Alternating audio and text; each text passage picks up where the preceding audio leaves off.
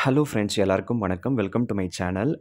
இன்னைக்கு நம்ப இந்த வீடியோல என்ன பார்க்க போறோம்னா, நான் அபுதாபிலருந்து சென்னை வந்து கிட்டத்தட்ட 2 வருஷம் ஆகப்போது. நான் பார்த்தீங்கன்னா, ஜூலை 2022 25த் அன்னைக்கு நான் வந்தேன்னு நெனைக்கிறேன். அம்மாக்கு பர்த்டேக்கு முன்னாடியே நான் வந்திருந்தேன். அம்மாக்கு வந்து அப்போ கொஞ்சம் சீரியஸா இருந்தது. அதனால பார்த்தீங்கன்னா, பிரைவேட்ல அட்மிட் பண்ண சொல்லிட்டு நான் காசு வந்து அனுப்பியிருந்தேன். அப்ப அந்த பிரைவேட் ஹாஸ்பிட்டல்ல பார்த்தீங்கன்னா, ஜஸ்ட் ஒரு 3, 4 டேஸ்க்கே பார்த்தீங்கன்னா 45,000 46,000க்கு மேல வந்து செலவாயிருந்தது. அதுக்கப்புறம் ஆம்புலன்ஸ் சார்ஜ் அது இதுன்னு சொல்லிட்டு இப்படியே வந்து எக்ஸஸா வந்து போய்க்கிட்டே இருந்தது. அதனால பார்த்தீங்கன்னா, அம்மாவ வந்து ஜிஹெச்க்கு கூட்டிட்டு போயிட்டு, நான் அங்க வந்து இந்த காப்பீட்டு திட்டம் மூலமா நான் அம்மாவுக்கு வந்து மெடிக்கல் ரிலேட்டடெல்லாம் நான் பார்த்துக்கிட்டு இருந்தேன். அதனால பார்த்தீங்கன்னா, நான் இங்க திரும்பி வந்ததுக்கப்புறம் நான் என்னென்னலாம் செலவு பண்ணியிருக்கேன்னு பார்க்கலான்னு சொல்லிட்டு எனக்கு தோணுச்சு. அத நானே வந்து கால்குலேட் பண்றதுக்கு நான் ஒரு வீடியோவா போடலான்னு சொல்லிட்டு நான் இந்த வீடியோ பண்ணிக்கிட்டு இருக்கேன்.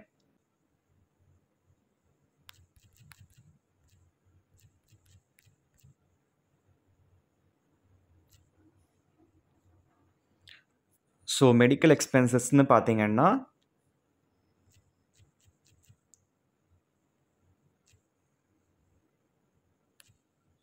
ஸோ ரஃப்பா போட்டா கூட ஒரு ரூ. 1,00,000 கண்டிப்பா செலவாயிருந்திருக்கும். அந்த பிரைவேட் ஹாஸ்பிட்டல்லயே கிட்டத்தட்ட ரூ. 50,000 செலவாயிருந்தது.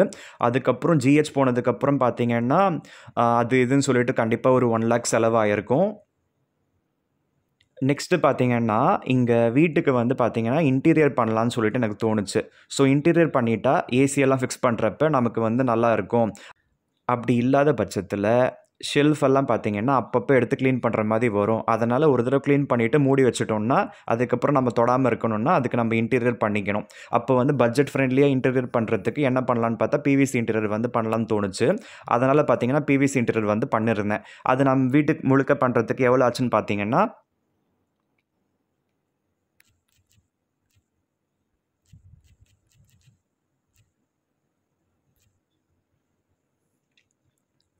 கிட்டத்தட்ட ரூ. 1,75,000 அதுக்கப்புறம் அது இதுன்னு சொல்லிட்டு ஆயிருக்கும்னு நெனைக்கிறேன். அது ஒரு 2 லேக்ஸ் கிட்ட.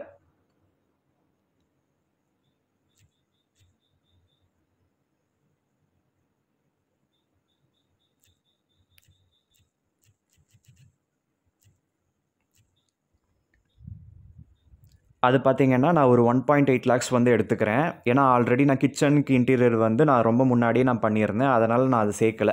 அப்ப வீடு முழுக்க பார்த்தீங்கன்னா, பிவிசி இன்டீரியர் பண்றதுக்கு 2 லேக்ஸ் கிட்ட ஆயிருக்கு எனக்கு.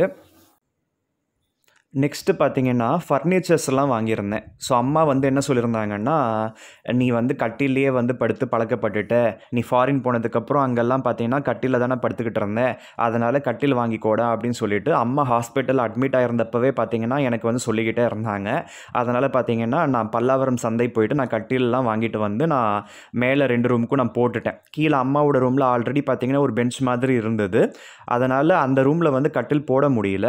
ஸோ அம்மாவோட ரூம்ல அது பத்தாதுன்னு அம்மாவோட அந்த பழைய அந்த எலக்ட்ரிக்கல் சீவிங் மிஷினும் இருந்தது. அது பார்த்தீங்கன்னா, கடைசி காலத்துலலாம் அம்மாவால யூஸ் பண்ணவே முடியல.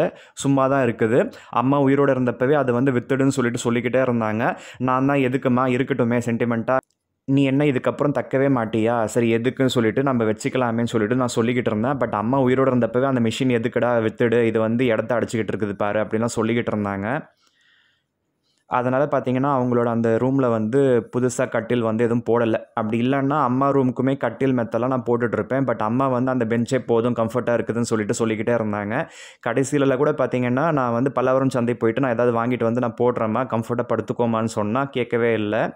ஒரு வேள அதனால தான் அவங்க அந்த மிஷின வந்து விக்க சொன்னாங்களோ என்னவோ!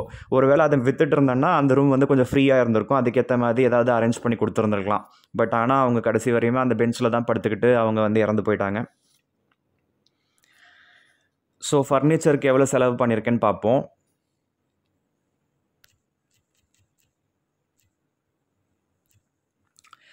எனக்கு தெரிஞ்சு ஃபர்னிச்சருக்கு கிட்டத்தட்ட ஒரு ரூ. 35,000 அப்படி வந்து செலவு பண்ணியிருப்பேன்னு நெனைக்கிறேன்.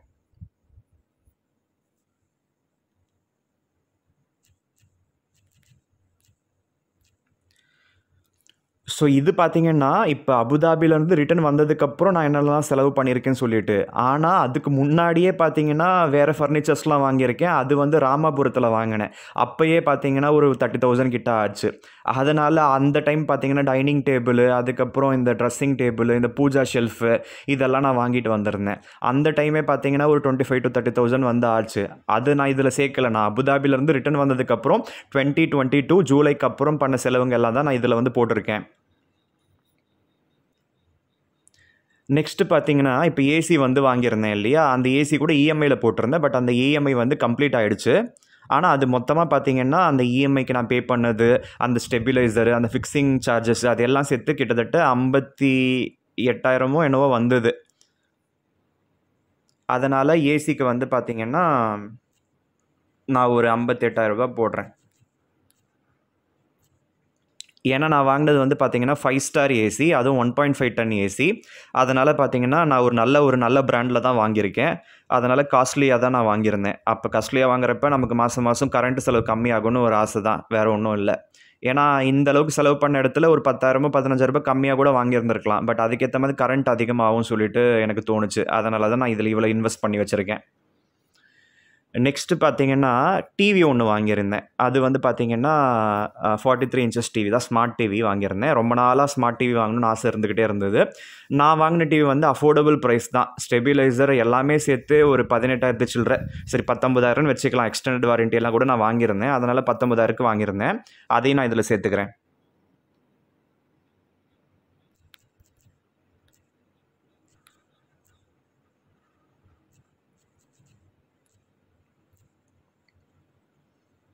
ஸோ எனக்கு தெரிஞ்சு இதுதான் செலவு நான் பண்ணியிருக்கேன். இதெல்லாம் தாண்டி அம்மா ஆசைப்பட்டாங்கன்னு சொல்லிட்டு, அவங்களுக்கு ஃபர்ஸ்ட்டு 2 கிராம்ல கம்மல் வாங்கிட்டு வந்து குடுத்தேன். பட் ஆனா, அதில அவங்க சாட்டிஸ்ஃபை ஆகல. அதுக்கப்புறம் பார்த்தீங்கன்னா, நெய்பர்ஸ்லாம் கொஞ்சம் ப்ராப்ளம் பண்ணாங்க. அந்த இன்சிடென்ட்ல நானும் அம்மாவும் சேர்ந்து போலீஸ் ஸ்டேஷன் வரையும் போயிட்டு வர வேண்டியதா போச்சு. அதனால பார்த்தீங்கன்னா, அந்த டைம்ல நான் போலீஸ்கிட்ட போய் பேசிட்டு, போலீஸ்காரங்க வந்து என்ன சொல்லியிருந்தாங்கன்னா, "நீங்க நல்லவங்களாவே இருந்தாலும், உலகம் வந்து ரொம்ப கெட்ட ஒரு உலகம். அதனால அந்த மாரி இருக்கப்ப நம்ப தான் கொஞ்சம் வந்து பார்த்து பக்குவமா இருக்கணும்." அப்படின்லாம் சொல்லியிருந்தாங்க. ஸோ போலீஸ்கிட்ட போயிட்டு நான் பேசிட்டு, அதுக்கப்புறம் பார்த்தீங்கன்னா, சரி அம்மா எதிர்பார்த்தாங்களேன்னு சொல்லிட்டு, நான் அங்கேருந்து காக்கலூர்ல ஜிஆர்டி ஒண்ணு இருக்கு. அந்த ஜிஆர்டி கூட்டிட்டு போயிட்டு, அம்மாக்கு பார்த்தீங்கன்னா, அவங்க ஆசைப்பட்ட மாரி செயின், வளையல்லாம் வாங்கி குடுத்துருந்தேன். இதுக்கு முன்னாடியும் நான் நெறைய நகைலாம் அம்மாக்கு வாங்கி குடுத்தேன். பட் அத எல்லாமே பார்த்தீங்கன்னா, அன்ஃபார்ச்சுனேட்லி நான் லோன் எடுத்திருந்தேன். அந்த லோன் எல்லாமே ப்ரீ க்ளோஷர் பண்றதுக்காக நான் ரொம்ப கம்மி ரேட்டுக்கு நகையெல்லாம் வித்துட்டேன். ஸோ அதெல்லாம் ப்ரீ க்ளோஷர் பண்ண வேண்டிய அவசியம் இல்ல. அது இஎம்ஐ மெல்லமா கூட கட்டியிருந்திருக்கலாம். பட் எனக்கு என்னடான்னா, நாளைக்கு ஏதாவது பிரச்சனை வரப்போதுன்னு சொல்லிட்டு இன்னைக்கே பயம் வந்துடும். அதனால பார்த்தீங்கன்னா, தப்பு கணக்கு போட்டு நான் பார்த்து பார்த்து சேர்த்து வச்சிருந்த நகை எல்லாத்தையுமே நான் வித்துட்டேன். கிட்டத்தட்ட 20 சவரன் நகைய ரூ. 4,50,000க்கு வித்தேன். ஆனா, இப்ப ரூ. 10,00,000 கிடைக்கும் வித்தா. அப்படி வச்சிருந்தா கூட நமக்கு என்னைக்கா இருந்தாலும் பிரயோஜனப்பட்டு இருக்கும். அதனால பார்த்தீங்கன்னா, அந்த நகை வித்ததிலேயே பார்த்தீங்கன்னா, எனக்கு கிட்டத்தட்ட ரூ. 6,00,000 நஷ்டம். அந்த ரூ. 6,00,000 நான் இங்க வீட்டுக்கு வாடகை குடுத்த மாரி தான் ஆயிப்போச்சு. மாசம் ஒரு 9,000லேருந்து ரூ. 10,000 வாடகை குடுத்துருக்க மாரி தானே அப்ப கணக்கு வரும். அப்ப நம்ப ஒண்ணும் சொந்த வீட்ல இல்ல அப்படின்னு தான் தோணும் எனக்கு. அதனால அந்த கோல்டு அம்மாக்கு வாங்கி குடுத்தது என்னன்னா, கிட்டத்தட்ட ரூ. 2,20,000 ஆயிருந்தது.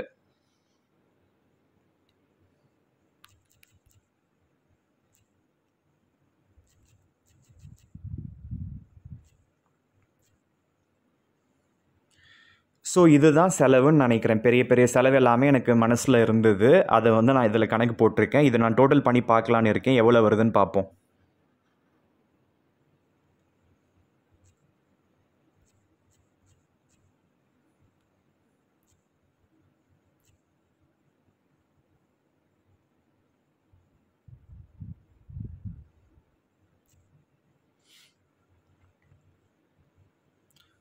ஸோ பாருங்க, கிட்டத்தட்ட ரூ. 6,12,000 நான் செலவு பண்ணியிருக்கேன். நான் அபுதாபிலருந்து திரும்பி வந்து 2 வருஷம் கூட ஆகல. எக்ஸாக்ட்டா 23 மந்த் தான் ஆயிருக்கு. இதுக்கு நடுவுல எனக்கு ரூ. 6,00,000க்கு மேல செலவாயிருக்கு. இது எல்லாம் தாண்டி மாசம் மாசம் வீட்டு செலவும் இருந்திருக்கும். இதில நான் என்ன தெரியுமா மறந்துட்டேன், இப்ப ரீசென்ட்டா நான் சிசிடிவி நான் போட்டேன் பாருங்க. அதுக்கு ரூ. 47,000 அதையுமே நான் வந்து இதில சேர்க்கணும்.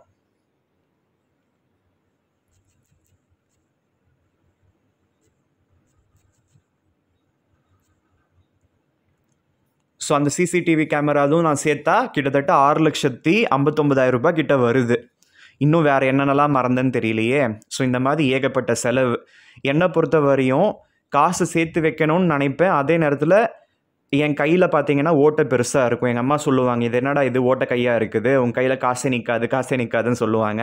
பட் அவங்க கையை காமிப்பாங்க, அவங்க கையில் ஓட்டை எதுவும் இருக்காது. உண்மையிலேயே அவங்க கையில் தான் என்றைக்குமே காசு நின்றது கிடையாது. அவங்க எதையுமே வந்து உருப்படியாக எதுவுமே செய்யலை. அது என்னடான்னா அது அந்த மாதிரி சொல்லுவாங்க, கையில் என்னடா இவ்வளோ பெரிய ஓட்டை இருக்குது, கண்டிப்பாக நீ வந்து செலவு நிறைய பண்ணுவேன், உங்ககிட்ட காசு நிற்காதெல்லாம் சொல்லுவாங்க முன்னாடியெல்லாம். பட் என் கையில் இன்றைக்கும் நான் பார்க்குறேன் ஓட்டை பெருசாக தான் இருக்குது. ஸோ அதனால் என்னவோ தெரியல, 6,59,000 ரூபாய் நான் வந்து சர்வசாதாரணமாக கிட்டத்தட்ட 23 மாதத்துலேயே நான் செலவு பண்ணியிருக்கேன்னா பார்த்துக்கோங்க. இது எல்லாமே பார்த்திங்கன்னா எந்தளவுக்கு அத்தியாவசியம்னு தெரியல. இந்த காசு நான் வேறு எதுலையாவது போட்டிருந்தேன்னா நிறைய பேர் இந்த மாதிரி காசெல்லாம் வந்து அவ்வளோ வீண் பண்ண மாட்டாங்க. நான் செலவு பண்ணுற மாதிரிலாம் எந்த ஆம்பளையும் செலவு பண்ண மாட்டான். சேர்த்து வச்சுப்பானுங்க, எதுலையாவது வந்து போடுவானுங்க, அதில் போடுவானுங்க, இதில் போடுவானுங்க, அப்படியே வந்து லட்சம் கோடி ஆகணும்னு நினைப்பானுங்க. கடைசியில் வந்து ஒரு பைசா பிரயோஜனம் இல்லாத, நாட்டுக்கும் பிரயோஜனம் இல்லாமல் வீட்டுக்கும் பிரயோஜனம் இல்லாமல் வந்து திரிகிறவங்க தான் நிறைய பேர் நான் பார்த்துருக்கேன். ஆனால் நான் வித்தியாசமாக இருக்கேன் பாருங்கள். இது எல்லாத்தையுமே நான் வந்து வாங்கி அது எங்கள் அம்மா இருக்கப்பவே வந்து அம்மாவும் வந்து சந்தோஷப்பட்டு அந்த ஸ்மார்ட் டிவிலலாம் உட்காந்து அம்மா ஒரு 2-3 படம்லாம் கூட பார்த்தாங்க. அதுக்கப்புறம் ஏசிலலாம் கூட பார்த்தீங்கன்னா ஒரு நாள் தான் மிஞ்சி போனால் போய் படுத்துக்கோமா ஏசியில் அப்படின்னா, போதும்டா எனக்கு குளிருதுன்னு சொல்லிட்டு போயிட்டாங்க. இது எல்லாம் தாண்டி ஃபர்னிச்சர்லாம் வாங்கினது அம்மாவுக்கு ரொம்ப சந்தோஷம். பரவாயில்ல, நம்ம புள்ள வந்து சொஃபஸ்டிகேட்டடாக கட்டிலில் படுத்து எழுந்துக்கிறான், நிம்மதியாக இருக்கான் அப்படின்னு சொல்லிட்டு. அது அவங்க சந்தோஷப்பட்டாங்க பார்த்தீங்களா, அந்த சந்தோஷம் தாங்க நமக்கு தேவை. அதுவும் இல்லாமல் இந்த இன்டீரியர் எல்லாம் கூட பார்த்தீங்கன்னா நல்லா இருக்குதுடா அப்படின்லாம் சொன்னாங்க. பட் இருந்தாலும் இது வந்து வுட்டில் பண்ணியிருந்தால் இன்னும் நல்லாயிருக்கும், காலகாலத்துக்கு வரும், மற்றவங்களாம் அப்படி பண்ணியிருக்காங்க பாரு, இப்படி பண்ணியிருக்காங்க பாருன்னு கம்பேர்லாம் பண்ணாங்க. பட் வுட்டிலலாம் பண்ணியிருந்தேன்னா லட்சக்கணக்கில் போயிருக்கும். அதனால் சீப் அண்ட் பெஸ்ட்டாக நான் ஒரு 2 லட்சம் ரூபாய்க்குள்ளேயே என்னுடைய வீட்டுக்கு இன்டீரியர் முடிச்சிருக்கேன்னா அது பிவிசியில் பண்ணதுனால தான் முடிஞ்சிருக்கு. ஸோ இதெல்லாம் நான் எதுக்கு சொல்ல வரேன்னா, அவங்க உயிரோடு இருந்தப்பவே இதெல்லாத்தையும் பார்த்துட்டு நிம்மதியாக வந்து சந்தோஷப்பட்டாங்க. ஸோ இதெல்லாம் தாண்டி இப்போ ஃப்ளிப்கார்ட்டில் கூட பார்த்தீங்கன்னா நிறைய ஐட்டம்ஸ் வாங்கியிருந்தேன். அந்த வீட்டு டெக்கரேஷன் ஐட்டம்ஸ் எல்லாமே. அதுவே பார்த்தீங்கன்னா 1000 கணக்கில் செலவாக இருக்கும். அதையுமே நான் இதில் போட்டுக்கிறேன்.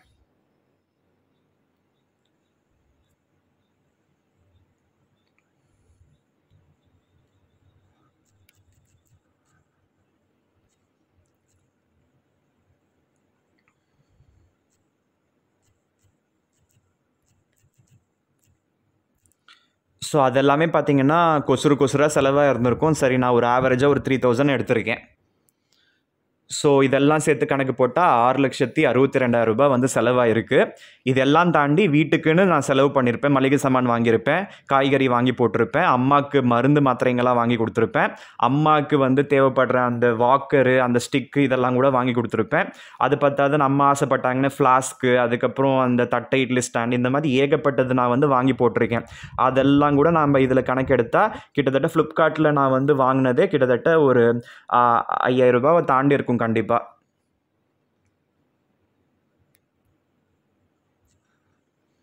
ஸோ மொத்தமாக பார்த்தீங்கன்னா 6,64,000 ரூபாய் நான் செலவு பண்ணியிருக்கேன். ஸோ இது வந்து இந்த மாதிரி ஐட்டம்ஸ் மட்டுமே. நான் இதில் வந்து என்னுடைய வீட்டுக்கு வாங்கின மளிகை சாமான், அதுக்கப்புறம் அந்த மருந்துங்க, அதுக்கப்புறம் அந்த காய்கறிங்க, பழங்க, மற்றதெல்லாம் இந்த ஊருக்கெல்லாம் நான் போயிட்டு வந்திருக்கேன். அதுக்கப்புறம் வந்து வேறு இதெல்லாம் செலவாயிருக்கு. அதெல்லாம் சேர்த்தாலாம் இதெல்லாம் எக்ஸஸாக போயிருக்கும். சரியா? ஸோ உருப்படியாக நம்ம செலவு பண்ணி அது நம்ம வீட்டில் இருக்குதுன்னு பார்க்குறப்ப அது மட்டுமே கணக்கு போட்டால் கிட்டத்தட்ட 2 வருஷம் கூட ஆகலை ஊர் திரும்பி. இதில் பாருங்கள் 6,60,000 ரூபாய்க்கு மேலே செலவு பண்ணி வச்சுருக்கேன். ஆனால் அம்மா சொல்லுவாங்க, இவ்வளோ காசு ஏன்டா செலவு பண்ணுற, இது நீ வந்து பக்குவமாக வந்து ஹேண்டில் பண்ணால் உனக்கு நாளைக்கு உதவும் இல்லை, இப்போ இருக்குதுன்னு செலவு பண்ணிடுற, நாளைக்கு இல்லைன்னா என்ன பண்ணுவேன், யார்கிட்ட போய் கையேந்துவேன் அப்படின்லாம் சொல்லி அட்வைஸ் பண்ணுவாங்க. பட் அதெல்லாம் நான் கண்டுக்காமல் நான் செலவு மேலே செலவு பண்ணிக்கிட்டே தான் இருந்தேன். பட் நம்ம செலவு பண்ணாலும் அதனால் நமக்கு பிரயோஜனம் இருக்கணுங்க, நம்ம வீட்டுக்கும் பிரயோஜனம் இருக்கணுங்க. நான் செலவு பண்ண எல்லாமே பார்த்தீங்கன்னா ஏதாவது ஒன்றாவது வேஸ்ட்டு செலவு பண்ணியிருக்கடான்னு சொல்லிட்டு யாராலையாவது சொல்ல முடியுமான்னு பாருங்கள். கண்டிப்பாக முடியாது. எல்லாமே அத்தியாவசிய செலவு தான் தோணும். சரியா? அதனால் வந்து பரவாயில்ல. ஸோ இதெல்லாம் தாண்டி பார்த்தீங்கன்னா ஃப்ளிப்கார்ட்டில் ஒரு வேக்யூம் கிளீனர் வாங்கியிருந்தேன். அதுக்கப்புறம் பிவிசி இன்டீரியர் பண்ணுறப்ப எதுக்கடா வாடகைக்கெல்லாம் நம்ம வாங்க வேணாம்னு சொல்லிட்டு நான் அந்த அலுமினியம் லேடர் கூட நான் சொந்தமாகவே வாங்கிட்டேன். அந்த வேக்யூம் கிளீனரும் பார்த்தீங்கன்னா 2,900 ரூபாய். அந்த அலுமினியம் அந்த லேடரும் பார்த்தீங்கன்னா அரௌண்டு 3,000 3,500 என்னன்னு தெரியல. இது ரெண்டுமே பார்த்தீங்கன்னா சேர்த்தா ஒரு 6,000 கிட்ட. அதையுமே நான் வந்து அந்த ஃப்ளிப்கார்ட்டில் வந்து சேர்க்கணும்.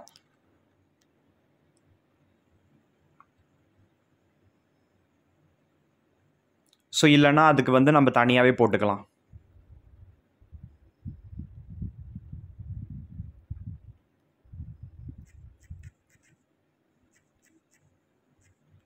ஸோ வேக்யூம் கிளீனரு ஒரு 3000க்கு வாங்கியிருந்தேன்.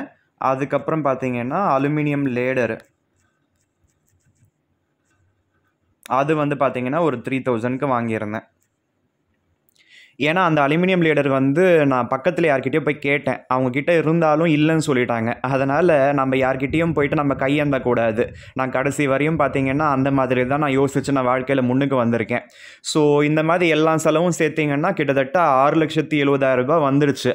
இதெல்லாம் தாண்டி கடைசியில் அம்மா வந்து ஒரு மாதம் முன்னாடி இறந்து போயிட்டாங்க இல்லையா? அம்மாவுக்கு அந்த ஈமக்கிரியை, அந்த தகனம் செஞ்சது, அதுக்கப்புறம் வந்து 16வது நாள் காரியம் இதெல்லாம் இருந்ததில்ல, அது எல்லாத்துக்கும் அரௌண்ட் 85,000 செலவாயிருக்கும். அதில் அவங்க இவங்கன்னு சொல்லிட்டு இந்த மொய் மாதிரியெல்லாம் கொடுத்துருந்தாங்க. அதெல்லாம் கழிச்சிட்டா கண்டிப்பாக ஒரு 65,000 மேலே செலவாச்சு. நான் வந்து அது ரவுண்டாக வந்து ஒரு 65,000 எடுத்துக்கிறேன்.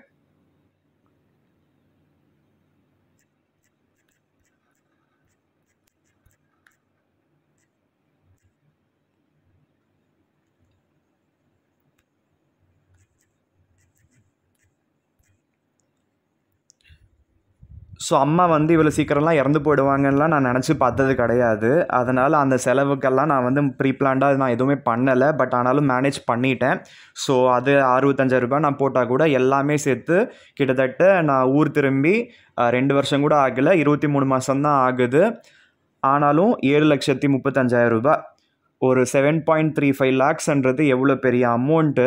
ஒரு காலத்தில் இன்ஜினியரிங் நல்லபடியாக படித்து மெரிட்டில் படித்து கிளாஸ் டாப்பராக வந்து ஏகப்பட்ட செமிஸ்டரில் நான் வந்து ஃபஸ்ட்டு எடுத்து, ஆனாலும் ஒரு 10,000 சம்பளத்தில் ஏகப்பட்ட நச்சரிப்புக்கு நடுவில் தினமும் எதுக்குடா ஆஃபீஸ் போகிறோன்னு தெரியாமல் நான் போய்கிட்டு அங்கே ஆஃபீஸில் பாலிடிக்ஸு எல்லா பிரச்சனையும் நான் வந்து ஹேண்டில் பண்ணி, பஸ்ஸில் பிரச்சனை, ரோட்டில் பிரச்சனை, வீட்டில் பிரச்சனை, அக்கம் பக்கத்துக்காரங்க பிரச்சனை, ஆஃபீஸில் வந்து பாலிடிக்ஸு எல்லாத்தையுமே தாண்டி எப்படியெல்லாம் கஷ்டப்பட்டு எப்படியெல்லாம் வாழ்க்கையில் முன்னுக்கு வந்து இன்றைக்கி நான் வேலைக்கு போகலை.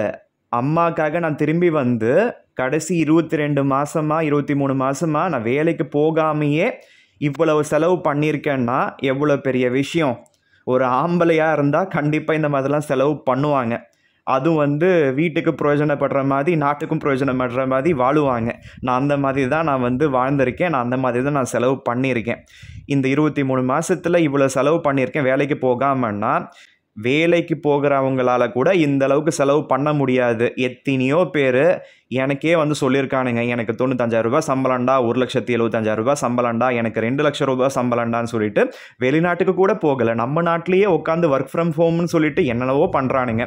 அவனுங்க பண்ணுற வேலை வந்து ரொம்ப வந்து கஷ்டமான வேலையாகவும் தெரியல. ஆனாலும் எம்என்சி கம்பெனிஸ் அது இதுன்னு சொல்லிட்டு பெஞ்சு தேய்ச்சா கூட காசு தான். பட் அதுலேயுமே கஷ்டம் ஏதாவது இருக்குமான்றது அதில் ஒர்க் பண்ணுறவங்களுக்கு தான் தெரியுமே தவிர எனக்கு தெரியாது. பட் மோஸ்ட்லி நான் பார்த்த வரையுமே நிறைய பேர் ஜஸ்ட் லைக் தட் அந்த எக்ஸலில் காப்பி பண்ணுறது, பேஸ்ட் பண்ணுறது, work from home, meeting attend பண்ணுறது, மீட்டிங்கில் வந்து சிரிக்கிறது, கதாளிக்கிறது, இப்படியே தான் பண்ணுறானுங்க. அவ்வளோ லட்சமாக சம்பாதிக்கிறானுங்க. அப்போ நான் வந்து வெளிநாட்டுக்கு போய் கூட வந்து நான் லட்சக்கணக்கில் சம்பாதிக்கலை. 80,000 தான் என்னுடைய சம்பளம். அந்த சம்பளத்தில் நான் அங்கே 30,000 செலவு பண்ணி ஒரு 50,000 மாதம் மாதம் அனுப்பிக்கிட்டேன்னா பெரிய விஷயம். அந்த மாதிரி தான் நான் கஷ்டப்பட்டு தான் நான் வந்து நான் வாழ்க்கையில் முன்னுக்கு வந்திருக்கேன். அப்போ அப்படியெல்லாம் இருக்கப்போ நான் இவ்வளோ செலவு பண்ணி நான் இவ்வளோ தூரம் வந்திருக்கேன்னா மற்றவங்கெல்லாம் எவ்வளோ சம்பாதிச்சாலும் அவங்களுக்கு எவ்வளோ சொத்து பத்து இருந்தாலும் என்ன பண்ணுறானுங்கன்னு ஒன்றுமே புரியல. கஞ்சத்தனமாக ரொம்ப பிஷ்னாரியாக இருக்கானுங்க.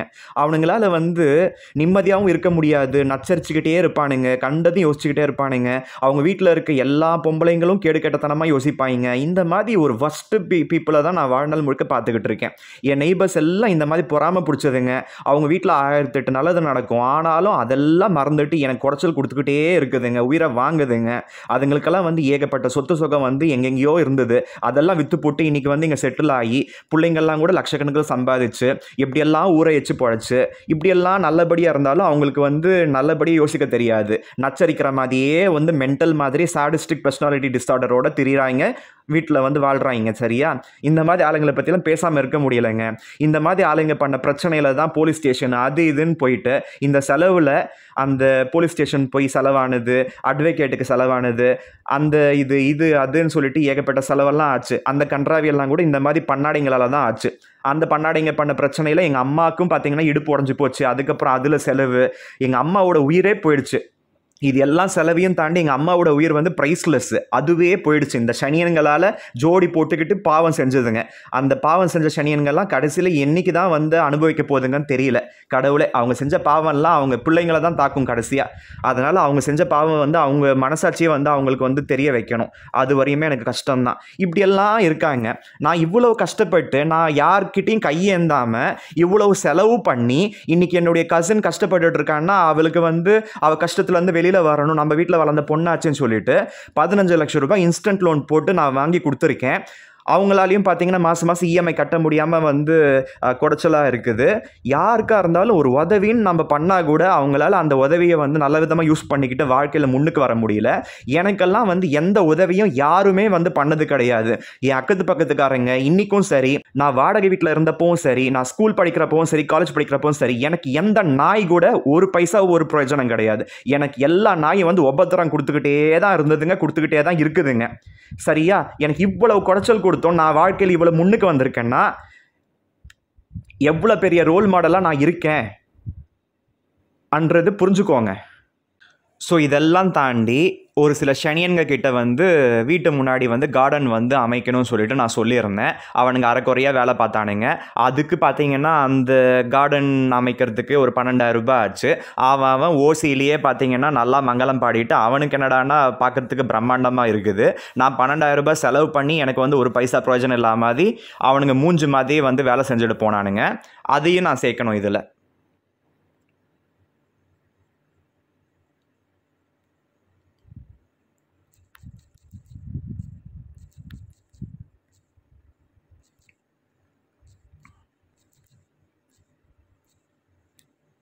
அதுக்கப்புறம் வீட்டில் வந்து பார்த்தீங்கன்னா அந்த கீழெல்லாம் பார்த்தீங்கன்னா ஓத மாதிரியெல்லாம் ஏறிச்சு. அதுக்கெல்லாம் கூட சரி பண்ணுறதுக்கு ஒரு நாள் வந்து ஹிந்தி பசங்க வந்து ஏமாற்றிட்டு மெட்டீரியலுக்கு 1000 ரூபாய்னா அவனுங்க லேபரே வந்து 3000 ரூபாய் மேலே வாங்கிட்டானுங்க. அன்றைக்கி ஒரு 4000 ரூபாய் வந்து செலவாச்சு. அதுவுமே தண்டம் தான்.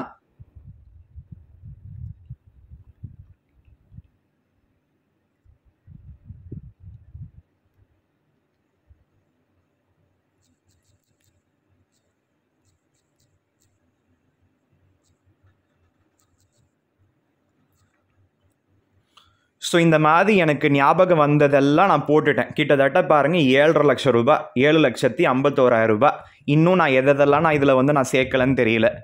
அதனால் நான் எனக்கு மனசில் வந்தது மட்டுமே போட்டால் நான் வந்து லிஸ்ட்டு போட்டு பார்க்குறப்ப கிட்டத்தட்ட 7.5 lakhs நான் செலவு பண்ணியிருக்கேன். Within 2 years, that two less than 2 years, just 23 monthஸில்.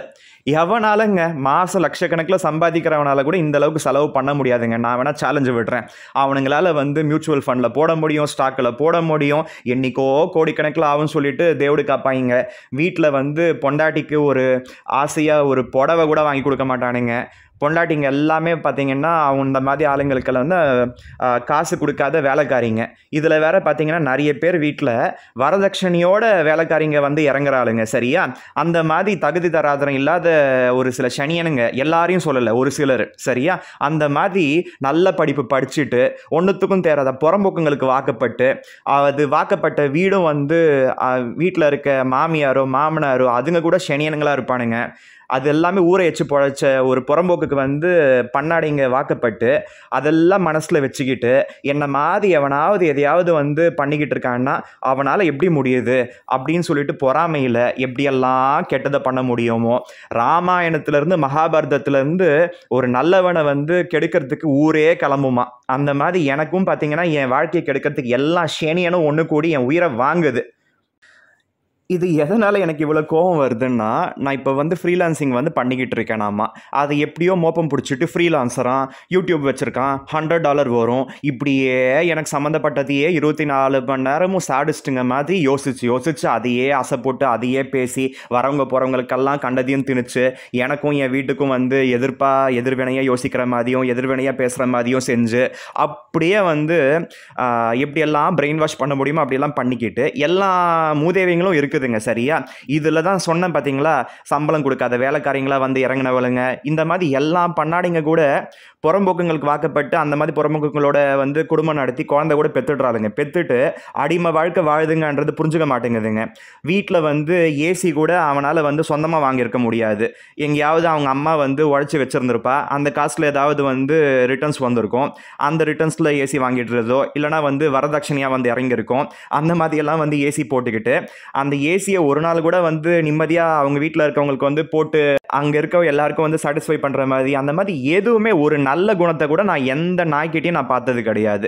எப்படியெல்லாம் வந்து காசை சேர்த்துக்கலாம், எப்படியெல்லாம் வந்து சுரண்டி தின்னலாம், எப்படியெல்லாம் வந்து அடுத்தவங்க தூக்கத்தை கெடுக்கலாம், எப்படியெல்லாம் வந்து நம்ம வந்து இப்படியெல்லாம் வந்து டார்ச்சர் பண்ணி பாவத்தெல்லாம் சேர்த்து நம்ம வந்து வக்கனையாக வாழலாம், இந்த மாதிரி தான் நான் பார்த்துக்கிட்டு இருக்கேன். எவ்வளவு ஸ்டூப்பிட் அட்டிடியூடோட எவ்வளவு சில்லியாக எத்தனை பேரை நம்ம பார்க்குறோம்.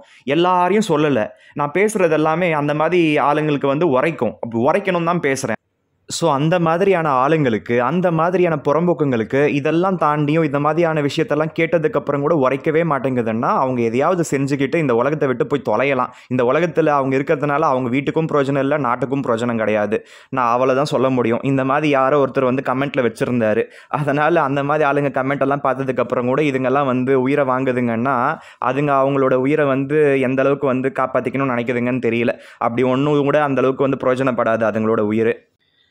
எதனால் இவ்வளோ கோவம் வந்ததுன்னா, நான் கணக்கு போட்டேன். ஸோ ஃப்ரீலான்சிங் தான் பண்ணியிருக்குமே, ஸோ அதில் நம்ம எவ்வளோ தான் காசு பார்த்துட்டோம்னா கிட்டத்தட்ட 23 மாதத்துக்கு ஆவரேஜாக $17,300 தாங்க வந்திருக்குது. ஆவரேஜாக $17,000 மாதம், அவ்வளோதான். ஸோ நான் ஃப்ரீலான்ஸில் என்ன லட்சக்கணக்கில் உன்ன மாதிரி வீட்டில் ஒர்க் ஃப்ரம் ஹோம்னு சொல்லிட்டு நான் சம்பாதிச்சிட்டேன். உனக்கெல்லாம் வந்து நீ பண்ணுற வேலைக்கு வருஷம் இன்க்ரிமெண்ட் கிடைக்கலன்னா தூக்கம் கூட வராது. ஆனால் எப்படி தான் டார்ச்சர் பண்ணுவாங்களோ தெரியாது. அவங்களுக்கு வீட்டில் என்ன நடக்குதுன்றதே வந்து யோசிக்கவே மாட்டாங்க, யாருக்கும் தெரியக்கூடாது. அதனால் எங்கே அந்த மாதிரி வந்து ஏதாவது யோசித்து அவங்களோட பொழப்பு வந்து வீணாக போயிட போதோ, மாதம் லட்சக்கணக்கில் சேர்த்துக்காமல் போயிட போதும்னு சொல்லிட்டு அதனால் ஒரு சிலர் வந்து அப்படி இருக்காங்க. எனக்கு அக்கத்து பக்கத்துக்காரங்க நெய்பர்ஸில் வந்து ஒரு சிலர் ரொம்பவும் டார்ச்சர் பண்ணுறாங்க. அவங்களோட திங்கிங்கே வந்து ரொம்ப வஸ்ட்டாக இருக்குது. ரொம்ப வந்து மோசமான பிறவிங்களாக வந்து கடவுள் வந்து படைச்சு வச்சுருக்கான். ஒரு ஆவரேஜாக மாதத்துக்கு ஃப்ரீலான்சிங்கோ என்னவோ பண்ணிக்கிட்டு போகிறேன். அது நீ ஏன் பேசுகிற? உனக்கு என்ன வந்தது? உன்னுடைய இதை நீ வந்து கழுவிக்கோ, அடுத்தவனோட இதை வந்து கழுவணும்னு நீ நினைக்காத தயவு செஞ்சு. அந்த மாதிரியான ஆளுங்களால் நாங்கள் எவ்வளோ கஷ்டப்பட்டுட்டோன்னு நிறைய பேருக்கு வந்து தெரிஞ்சிருக்கோம் என்னுடைய வீடியோஸ்லாம் பார்த்துருந்தீங்கன்னா. ஆவரேஜாக ஒரு மாதம் கஷ்டப்பட்டு நான் வேலைக்கு போனால் கூட இவ்வளோ நேரம் நான் உழைக்க மாட்டேன். காலையில் 10:30 மணிலேருந்து நைட்டு 12:30 மணி வரையுமே 1:30 மணி வரையுமே நான் வந்து மாங்கன்னு கிளாஸ் எடுத்துக்கிட்டு இருக்கேன். அப்படியெல்லாம் எடுத்து எனக்கு ஆவரேஜாக மாதத்துக்கு $17,000 வந்து தேரலான்னா எவ்வளோ கஷ்டமாக இருக்கும். இவ்வளவு செலவும் பண்ணியிருக்கேன். $7,51,000 செலவு பண்ணியிருக்க இடத்துல மாதத்துக்கு $17,000 சம்பாதிச்சிருக்கேன்னா எப்படி வந்து சில்லியாக இருக்குது பாருங்கள். அப்போ நான் எப்படியெல்லாம் நான் ஃபினான்ஷியலாக நான் ஹேண்டில் பண்ணிக்கிட்டு இருக்கேன். மற்றவங்களுக்குலாம் என்ன தான் ப்ராப்ளமோ அவங்களுக்கெல்லாம் எவ்வளோ சப்போர்ட்டு, ஃபேமிலி சப்போர்ட் இருக்குது. அதை தாண்டி வந்து வக்கனையாக வந்து கதைலந்தா கூட மேனேஜருக்கு சொம்பு தூக்குனா கூட நல்லா சம்பாதிச்சிடுறானுங்க. இவ்வளோ சப்போர்ட்லாம் இருந்துக்கிட்டு வக்கனையாக பாட்டு கேட்டுக்கிட்டு ட்ரெயினில் போகிறதோ பஸ்ஸில் போகிறதோ எந்த நாய்க்கும் கூட எந்த கஷ்டமும் இல்லைங்க. வாழ்க்கையில் நான் பட்ட கஷ்டம் எவனும் கூட படலை. எனக்கு வந்த கஷ்டத்தில் 1ஓ 2ஓ அந்த மாதிரி புறம்போக்குங்க இருக்கானுங்க பார்த்தீங்களா, என்னை வயிற்றுல கொட்டிக்கிட்ட புறம்போக்குங்க இருக்கானுங்க பார்த்தீங்களா, அவனுங்களுக்கு வந்துச்சுன்னா கண்டிப்பாக அவனுங்க வந்து வாழ்க்கையை வாழணும்னே நினைக்க மாட்டாங்க. அன்றைக்கே வந்து ஏதாவது தப்பு செஞ்சுக்கிட்டு போய் சேர்ந்துடுவானுங்க. ஏன்னா அவனுங்களுக்கெல்லாம் அந்தளவுக்கு வந்து பக்குவம் கிடையாது, கெப்பாசிட்டி இல்லை. அவனுங்கெல்லாம் பேருக்கு தான் ஆம்பளைங்களை தவிர அவனுங்களால வந்து ஒன்றுமே சாதிக்க முடியாது. அதுதான் உண்மை. ஸோ இந்த 7,50,000 ரூபாய் செலவை தாண்டி நான் ஒரு சில செலவெல்லாம் கூட பண்ணியிருக்கேன். எவனோ ஒருத்தன் வாடகைக்கு எடுத்துக்கிட்டு வந்து உக்காந்துக்கிட்டு தேவையில்லாதது பேசி பேசி பேசி எதுக்குடா காலங்காத்தால் இப்படியெல்லாம் வந்து டார்ச்சர் பண்ணுறீங்க, ஆஃப்டர் ஆல் ஒரு 3,000 ரூபாய் வாடகை கொடுத்துட்டு நீ வக்கனையாக வயிற்றுச்சல் கொட்டிக்கிறதுக்கு நான் 32 லட்சம் ரூபாய் போட்டுட்டு நான் இந்த வீட்டில் உட்காந்துக்கிட்டு இருக்கேன்னு தெரியாதனமாக போய் கேட்டுட்டேன். ஒரு நாள் வந்து பொறுத்துக்கலாம், 2 நாள் பொறுத்துக்கலாம். மாதக்கணக்கில் பிரச்சனை பண்ணிக்கிட்டே இருந்தால், நச்சரிச்சுக்கிட்டே இருந்தால், உங்களுக்கு பொறாமல் இருந்தால், உங்களால் வந்து வாழ முடியலன்னா நான் என்னடா பண்ணுவேன்னு சொல்லிட்டு தான் நான் அன்றைக்கி இறங்கி போய் நான் கேட்டேன். அதுதான் கேட்டேன்னு சொல்லிட்டு அப்பனும் பிள்ளையும் சேர்ந்து என்னை அடித்து என் வாயை கிழிச்சு அவனுங்களை திருப்பி அடிக்க முடியாமல் எனக்கு அந்த அளவுக்கு வந்து பக்குவத்தையோ அந்த தைரியத்தையோ கடவுள் வந்து கொடுக்காம போயிட்டான். அந்த சனியனுங்களால் பார்த்தீங்கன்னா எனக்கு வாயை கிழிச்சு போயிட்டாங்களே. அதனால் அதுக்கப்புறம் நான் வந்து அந்த ஸ்டிச்சஸ்லாம் வந்து போடுறதுக்கு ப்ரைவேட்லலாம் போய் போட்டேன். எவ்வளோ கஷ்டப்பட்டேன் தெரியுமா? கொஞ்சம் கஷ்டப்படலை. இந்த பண்ணாடைங்களால், இந்த புறம்போக்குங்களால், விருந்தாளிக்கு பிறந்ததுங்களால, வேசிக்கு பிறந்ததுங்களால நான் வந்து நல்ல தாய்க்கு நல்ல தகப்பனுக்கு பிறந்தும் நான் வந்து நாய்ப்படாத பாடு பட்டுட்டேன். நன்றில்லாத நாய்ங்களால் நான் வந்து அவஸ்தைப்பட்டுட்டேன். புறம்போக்கு நாய்ங்களால் நான் வந்து கஷ்டப்பட்டுட்டேன். கடவுளே, அந்த ஒரு ஸ்டிச்சு போட்டாங்க பார்த்தீங்களா, ஜிஹெச்சில் வேற போட்டுட்டு அதுக்கப்புறம் அங்கே 3 நாள் வந்து நான் அட்மிட் ஆகி அந்த கஷ்டத்தெல்லாம் தாண்டி நான் வந்ததுக்கப்புறம் அது அவலட்சணமாக போய் எங்கடா இது இந்த மூஞ்சி ஏன் இப்படி ஆகிப்போச்சுன்னு சொல்லிட்டு நான் ப்ரைவேட்டாக போய் நான் வந்து அந்த ஸ்டிச்சஸ்லாம் மறுபடியும் நான் போட்டேன். அதுக்கு ஒரு 8,000 ரூபாய் செலவாச்சு. இதெல்லாம் எனக்கு தேவையாங்க? இந்த செலவில் தானே அந்த செலவெல்லாம் வரும். இந்த மாதிரி எத்தனை செலவு மிஸ் பண்ணியிருக்கணும் தெரியல.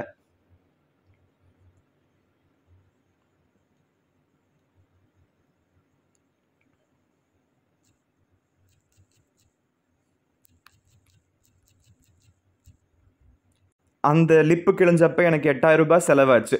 அந்த 8,000 ரூபாய் செலவுன்றதை விட நான் ரொம்ப சென்சிட்டிவ், சரியா?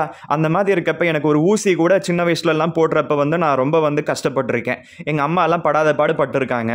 அந்த மாதிரி இருக்கப்ப வேலூரில் நாங்கள் இருந்தப்போ ஒரே ஒரு டாக்டர், அது பாய் டாக்டர்னு சொல்லுவாங்க, முஸ்லீம் டாக்டர்னு நினைக்கிறேன், அவர் 10 ரூபாய் டாக்டர்னு சொல்லுவாங்க. அந்த மாதிரி டாக்டர்லாம் இப்போ இருக்காங்களான்னு தெரியல. எங்கள் அம்மா வந்து அந்த பாய் டாக்டர் கிட்ட கூட்டிகிட்டு போவாங்க. அங்கே போன உடனே அந்த டாக்டரை பார்த்த உடனே எனக்கு வந்து ட்ரௌசர் வந்து நானே வந்து கைட்டி ஊசி போடுங்க டாக்டர்னு சொல்லுவேன். அவர் வந்து அந்தளவுக்கு வந்து நல்லா வந்து ஊசி போடுவார். ஊசி போட்டதே தெரியாது. அதில் வந்து பார்த்தீங்கன்னா அப்போ ஓலை குடிசையில் தான் அவர் வந்து ஹாஸ்பிட்டல் வச்சு நடத்தினார். 10 ரூபா தான் வாங்குவார். அப்போ 10 ரூபான்றது பெரிய விஷயம். ஏன்னா அந்த மாதிரி டைமில் வந்து 1 ரூபாய்க்கு 10 இட்லி எல்லாம் கூட கொடுப்பாங்க. இப்போ ஒரு இட்லி 10 ரூபா.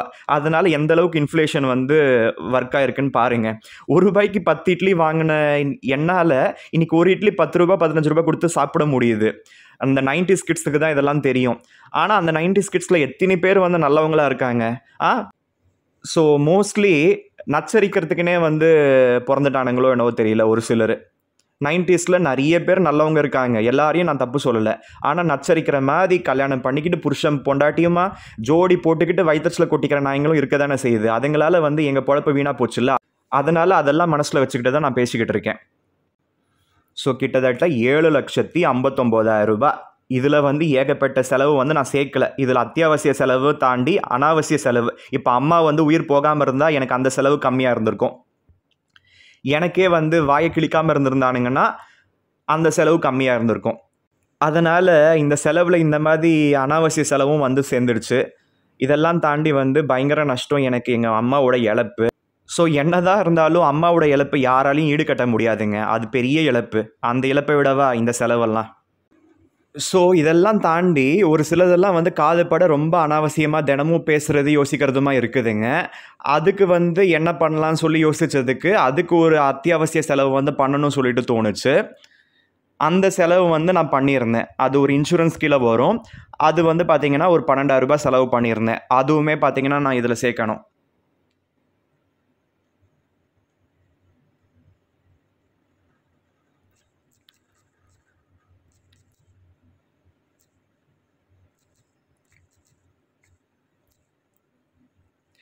அது ஒரு விதத்தில் பார்த்தீங்கன்னா ரொம்ப முக்கியமான இன்சூரன்ஸு. அதனால் நான் எங்கள் அம்மா பேர்லலாம் போட்டு அதில் காசு வாங்கிட போகிறனாலாம் பார்க்காதீங்க. அந்த மாதிரிலாம் நான் பண்ணது கிடையாது. இது வந்து ஒரு இன்சூரன்ஸு. அந்த இன்சூரன்ஸ் வந்து ரொம்பவும் முக்கியம்தான். அதனால் நான் அதையுமே நான் போட்டிருக்கேன். அது வந்து ஒரு 12,000 ரூபாய் செலவாக இருந்தது. பாருங்கள், கிட்டத்தட்ட 7,71,000 ரூபாய். ஸோ இந்த இன்சூரன்ஸ் எல்லாம் தாண்டி, ஏன்னா ஒரு காலத்தில் வந்து பார்த்திங்கன்னா நான் வந்து இன்சூரன்ஸ் பற்றி நான் யார்கிட்டயோ பேசிக்கிட்டு இருந்தேன். அப்போ வந்து அந்த கொலீக் வந்து கேட்குறாரு, "அப்படியா? இந்த மாதிரிலாம் இருக்குதா? அப்போ நான் எங்கள் அப்பா, அம்மா பேரில் நான் இன்சூரன்ஸ் நான் எடுத்து வச்சிடுறேன். என்னைக்கா இருந்தாலும் அவங்க செத்துடுவாங்க. செத்ததுக்கப்புறம் எனக்கு காசு வரும்ல." அப்படின்னு சொல்லிட்டு அவன் சொல்கிறான். எப்படியாப்பட்ட புறம்போக்கா இருப்பான் பார்த்துக்கோங்க. அப்பா, அம்மா மேலே இன்சூரன்ஸ் போடுவானாமா, அவன் மேலே போட்டுக்க மாட்டானாமா. நான் என் மேலே தான் போட்டுக்கிட்டு எனக்கு நாமினியாக எங்கள் அம்மா பேர் போட்டு வச்சேன். எனக்கு அம்மா மேலே கூட நான் போட்டிருந்துருக்கலாம். பட் ஏன் நான் போடலைன்னு தெரியல. இந்த மாதிரிலாம் வந்து அம்மா செத்ததுக்கு அப்புறம் கூட காசு பார்க்கணும், மணி மைண்டடெல்லாம் என்னால் இருக்க முடியல. ஸோ நான் டிஃப்ரெண்ட்டு. நான் என்ன பண்ணட்டும்? ஸோ முக்கியமான ஒரு இன்சூரன்ஸ் போட்டேன். அதுக்கு ரூ. 12,000 செலவாச்சு. அதுக்கப்புறம் என் பேரில் இருக்க அந்த எல்ஐசி இன்சூரன்ஸ் எல்லாம் இருக்குல்ல, அதுக்குமே பார்த்தீங்கன்னா வருஷத்துக்கு ரூ. 24,000. அதுவுமே பார்த்தீங்கன்னா இந்த 2 வருஷத்துக்கு ஒரு ரூ. 48,000 நான் செலவு பண்ணியிருப்பேன்.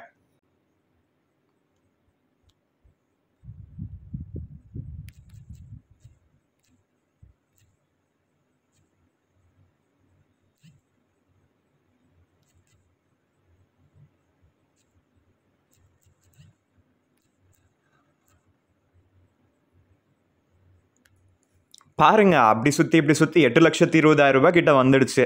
ஆனா எல்ஐசி நான் போட்டிருக்கேன் பார்த்தீங்களா? என்ன மாதிரி முட்டாள் வந்து யாரும் இருக்க மாட்டாங்க. ஏன்னா ஸோ எல்ஐசி எல்லாம் வந்து மோஸ்ட்லி யாரும் வந்து போட மாட்டேங்கிறாங்க இப்பல்லாம். நான் ஏன் போட்டேன்னு தெரியல. பட் அது வந்து நம்ப செத்தாலும் அது வந்து நம்ம நாமினிக்கு காசு போய் சேரும்னு சொல்லிட்டு ஒரு நல்ல எண்ணத்தோட போட்டேன். அம்மாவுக்கு எந்த விதத்திலயும் வந்து அவங்களுக்கு எந்த குறையும் இருக்கக்கூடாதுன்னு தான் நான் நெனச்சேன். இப்படியெல்லாம் வந்து அவங்க போய் சேருவாங்கன்னா, நான் வந்து அவங்கள நாமினியா போட்டு வச்சிருக்கேன். இன்னைக்கு சொல்லப்போனா, என்னுடைய எல்ஐசி பாலிசிஸ், என்னுடைய பேங்க் அக்கவுண்ட்ஸு, என்கிட்ட இருக்க அந்த சொச்ச மிச்சம் அந்த எஃப்டிஸு, அது எல்லாத்துக்குமே பார்த்தீங்கன்னா, நாமினின்றதே இல்லாம இருக்குது. நாளைக்கு எனக்கு ஏதாவது ஆச்சுன்னா, இந்த காசு, இந்த வீடு, இந்த வாசல் எல்லாம் யாருக்கு போய் சேரப்போகுதுன்றது எனக்கு வந்து பெரிய கேள்விக்குறியா இருக்கு. வாழ்க்கையில என்ன மாதிரி கஷ்டம் மட்டும் யாருக்கும் வரக்கூடாதுங்க. கஷ்டப்பட்டு எல்லாத்தையும் சாதிச்சதுக்கப்புறம், அத அனுபவிக்கிறதுக்கு யாருமே இல்ல. நான் வந்து தனியா வந்து புலம்பிக்கிட்டு இருக்கேன்னா, நான் எந்த ஜென்மத்தில எந்த பாவம் செஞ்சேன்னு தெரியலையே கடவுளே! ஆக மொத்தத்தில அபுதாபிலருந்து நான் திரும்பி வந்து வேலைக்கு போகாம, வீட்ல அம்மாவுக்கு வந்து சேவை செஞ்சுக்கிட்டு, அக்கத்து பக்கத்துக்காரங்க கிட்ட வந்து செருப்படி வாங்கிக்கிட்டு, நான் எந்த தப்பும் செய்யலனாலும் வந்து கண்ட நாய்ங்க கிட்ட வந்து ஏச்சு பேச்சுங்களுக்கெல்லாம் ஆளாகி, இதெல்லாம் தாண்டி ரூ. 8,20,000 செலவு பண்ணியிருக்கேன். இத தாண்டியும் செலவு இருந்திருக்கும். அத வந்து நான் இதில காமிக்கல. அப்ப எவ்வளோ செலவு பண்ணியிருக்கேன்னு பார்த்துக்கோங்க. மாசம் ஆவரேஜா ரூ. 45,000லேருந்து ரூ. 48,000க்கு மேல செலவாகுது. இதில வேற என் கசினுக்கு வேற நான் வந்து லோன் எடுத்து குடுத்துருக்கேன். அந்த காசு என்னைக்கா இருந்தாலும் அவங்க தான் அடைச்சுக்க ஆகணும். அதனால அந்த செலவு வந்து என்னுடைய செலவுல நான் சேர்த்துக்க மாட்டேன். அப்படி சேர்த்தா எல்லாமே சேர்த்தா லட்சக்கணக்கில மாசம் செலவாகுது. எத்தினி பேர் இந்த அளவுக்கு செலவு பண்றீங்கன்றது எனக்கு தெரியப்படுத்துங்க. ஆக மொத்தத்தில என்ன கன்க்ளூஷனுக்கு வரலான்னா, லட்சக்கணக்கில சம்பாதிக்கிறவனுக்கெல்லாம் ஆயிரக்கணக்கில செலவாகும். அவங்களுக்கெல்லாம் செலவே ஆகாது. மிஞ்சி போனா அப்பா, ஆத்தா வந்து சம்பாதிச்சு போட்ட சொத்து இருக்கும். அந்த சொத்துல உட்காந்துக்கிட்டு நல்லா வக்கனையா வாழுவானுங்க. அவனுங்களுக்கு காலகாலத்தில வந்து வரதட்சணையோட வந்து ஓசியில வீட்டுக்கு வேலைக்காரி வந்து கிடைச்சிடுவா. அந்த பொண்ணுங்களும் வந்து இவனுங்களோட வந்து குடும்பம் நடத்தி குழந்தைங்களும் வந்து பெத்து குடுத்துடுங்க. அதுக்கப்புறம் அது இதுன்னு சொல்லிட்டு சீரெல்லாம் கூட பிடுங்கி தின்னுடுவானுங்க. அதுக்கப்புறம் பார்த்தீங்கன்னா லட்சக்கணக்கில வந்து ஹஸ்பண்ட் அண்ட் ஒய்ஃப் சம்பாதிச்சும் அவங்களுக்கு ஆயிரக்கணக்கில செலவாகுறாங்க. நெறைய பேர் வந்து பார்க்க தான் பார்க்குறோம். ஆனா, ஆயிரக்கணக்கில சம்பாதிச்சு லட்சக்கணக்கில செலவு பண்ணியிருக்கேன் நானு. என்ன பண்ணட்டும்? ஸோ, இதில ஏதாவது நான் தப்பா சொல்லியிருந்தேன்னா, அது உங்களுக்கு வந்து பொருந்துதுன்னா, அது மேபி கோயின்சிடென்ட்டா இருக்கலாமே தவிர, நான் வந்து யாரையும் வந்து பின் பாயிண்ட் பண்ணி நான் பேசினது கிடையாது. நான் பேசவும் மாட்டேன். கொஞ்சம் கொஞ்சமா பேசுறப்ப தாங்க நெறைய வந்து ஞாபகம் வருது. அம்மா வந்து வாட்டர் ஹீட்டர் வந்து ஃபிக்ஸ் பண்ணிக்கிட்டா நல்லாயிருக்கும்னு சொல்லி ஆசைப்பட்டாங்க. அதனால பார்த்தீங்கன்னா, அவங்க ரூம்ல இருக்க பாத்ரூம்லயும் வாட்டர் ஹீட்டர் நான் போட்டுக்கிட்டேன். எனக்கு வந்து பார்த்தீங்கன்னா, மேல ஒரு பாத்ரூம்லயும் நான் வந்து வாட்டர் ஹீட்டர் போட்டுக்கிட்டேன். அதுக்கான செலவு அந்த வாட்டர் ஹீட்டர் எல்லாம் சேர்த்து ஒரு ரூ. 6,000 கிட்ட ஆச்சு. நான் அதையுமே நான் இதில சேர்த்துக்கிறேன். இந்த மாரி எத்தினி வந்து நான் மறந்தேனேன்றது எனக்கே தெரியல.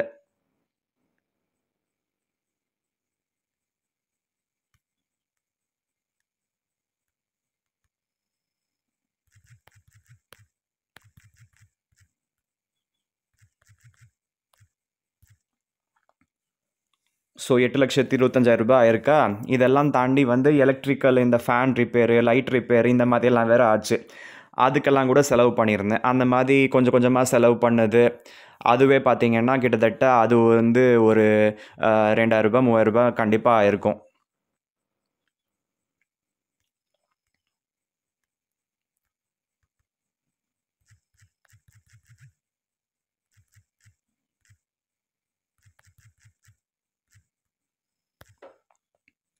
ஸோ ஸோ அது நடுவில் ஃபேன் ரிப்பேரு அது இதெல்லாம் வேறு ஆச்சு.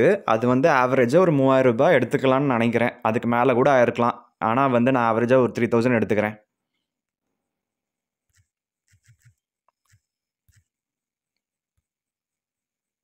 ஸோ ஆக மொத்தத்தில் 8,28,000 ரூபாய், கிட்டத்தட்ட 8,50,000 லட்சம் ரூபாய் நம்ம கண்ணுக்கு தெரிஞ்சே அத்தியாவசியம் அனாவசியம் சொல்லிட்டு 8.3 lakhs வந்து செலவாயிருக்குது ஜஸ்ட்டு 23 monthsக்கு. இந்த மாதிரி கணக்கு போட்டு பார்த்தா ஆச்சரியமாக இருக்குதுங்க. இவ்வளவு காசையும் நம்ம வந்து பேங்க்கில் வச்சுருந்தா மாதம் 3,500 ரூபாயிலேருந்து 4,000 ரூபாய் வட்டி கூட வந்திருக்கும். ஆனால் அப்படி வந்து நம்ம வச்சுக்காமல் செலவு பண்ணிட்டோம். இதை மற்றவங்க மாதிரி வந்து ஸ்டாக்லேயோ மியூச்சுவல் ஃபண்ட்ஸ்லையோ இன்வெஸ்ட் பண்ணி 8 லட்ச ரூபாவை 80 லட்ச ரூபாய் ஆக்கிறவனும் இருக்கான்.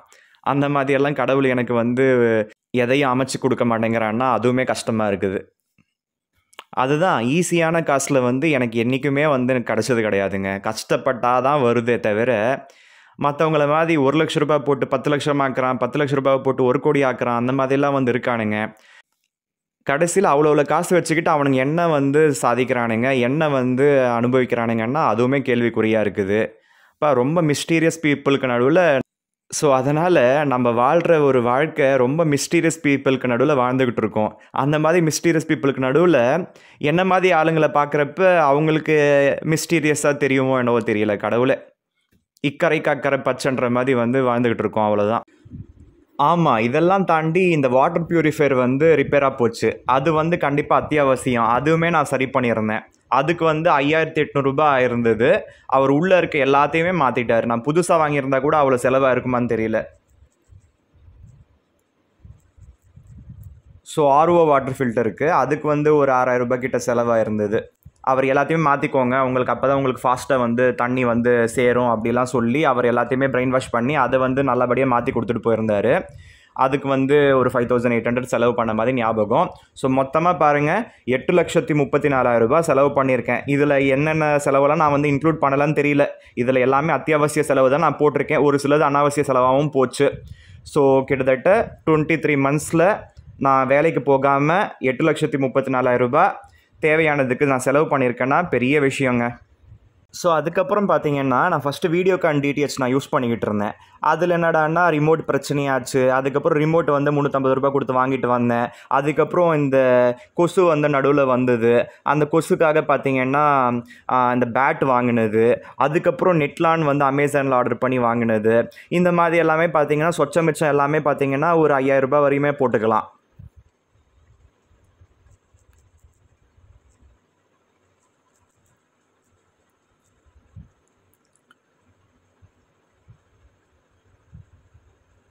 அந்த 5,000 ரூபாயிலே பார்த்தீங்கன்னா இந்த ஏர்டெல் டிடிஹெச் வந்து புதுசாக வந்து நான் கனெக்ஷன் வாங்கியிருந்தேன். அதுக்குமே நான் வந்து ஒரு 1,000 ரூபாவோ 1000 சில்லறையோ நான் பே பண்ணியிருந்தேன். அதெல்லாம் கூட அதில் வந்துடும்.